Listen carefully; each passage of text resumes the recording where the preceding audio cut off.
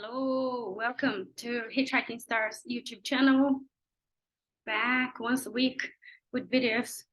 And this one, I think this one is going to be very, very short, but it's a kind of a checking in, like how are you all doing with this eclipse season? So I know of people that has been struggling with their health, have been down with some sort of virus or something. No, it's not COVID. But I know some people that are struggling with their health. I know some people that are struggling with anxiety as well. Some of my friends, some of the people I know. I also have been contacted by previous clients saying that they're actually having insights. And even though our consultation has been a while, I haven't mentioned anything about the eclipse. So it is an interesting time. And because we had the new moon eclipse on Tuesday, I think, or Monday this week, and we're sort of in between. We headed to the full moon eclipse on the 8th of November. So not next week, the following one. We're sort of in between portals, really. We're in between worlds, we're in this sort of liminal space. And whatever happens in this liminal space now, I think is very important and very major, really, in terms of whatever monsters we encounter, whatever anxieties we face, or health issues that we might face.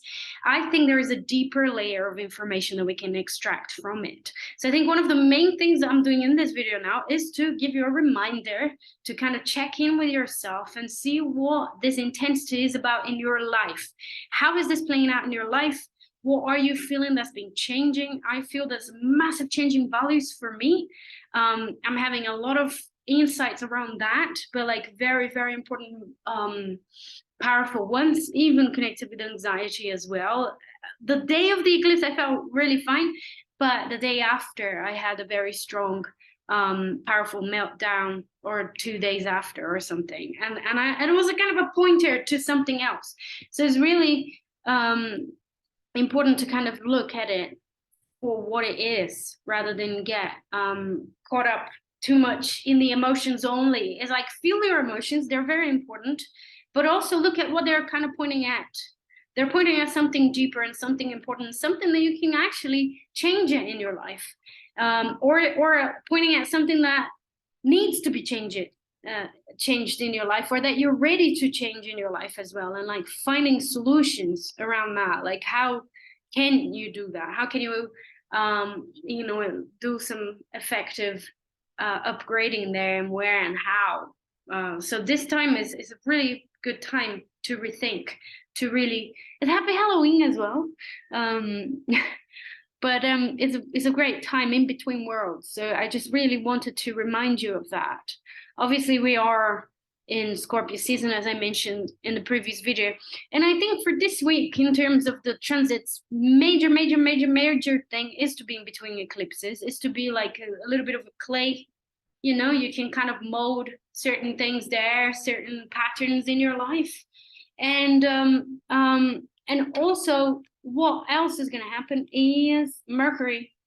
So on the 29th of October, the Saturday, I've already talked about it in a previous video, Mars is turning retrograde. So we're going to have that Mars retrograde in Gemini until January.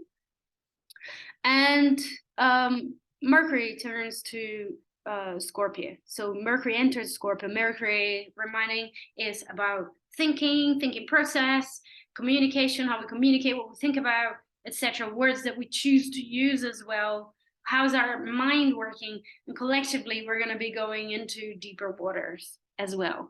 Now, it just makes sense with the eclipse season being in Scorpio as well. During Scorpio season, that Mercury shifts into Scorpio, bringing us deeper thoughts as well, and being a little bit more keen on exploring it further, digging deeper as well. And remembering as well that Mercury is the ruler of that Mars in Gemini as well. So Mercury is very important with that Mars in Gemini, rethinking our ideas, rethinking our strategies, rethinking how we assert ourselves, communicate our assertion to other people as well. Have you been able to say no? How have you been communicating no, etc. I came across some very, very interesting research as well about highly sensitive people, and I'm finding that more and more interesting relevant and highly, like, it's like really resonating on a deep level with me. I think I definitely am a highly sensitive person, and I'll be talking a lot more about that. And so setting boundaries for highly sensitive people is a challenge. And so this is another interesting thing with that Mars in Gemini, and it's still in orb with that square with Neptune, you know, feeling confused about direction and still having having to go inwards in order to find what needs to be done out there. I think, you know, I have a great thing that happened again. I want to keep it short and sweet, but just to share something that happened with me this week, and I think it's connected with the eclipses as well. But I've been doing a lot of like marketing stuff and really trying to give shape to a business and look at my astrological practice as a business with my progressed ascendant in Capricorn. I was becoming more business minded, less Sagittarian about it. But anyway, so a lot of anxiety was coming up to me a couple of days after the eclipse. And it was triggered by all of the content and all of the things I was watching and absorbing and learning about business. And it's just a language that I find it very difficult to understand as well, because it doesn't really speak to my heart. It's just a means to an end. It's like understanding how to do marketing so you can get your message across. It's not about the business for itself. And so I just suddenly felt really, really overwhelmed. But by now, after a lot of difficult transits under my belt, you know, Pluto square my moon for years, it was very, very challenging. I have a lot of blog posts about. Anyhow, after all of the challenges I've had in the past, I kind of found a lot of different tools that I can use when I'm feeling anxious, when I'm feeling overwhelmed.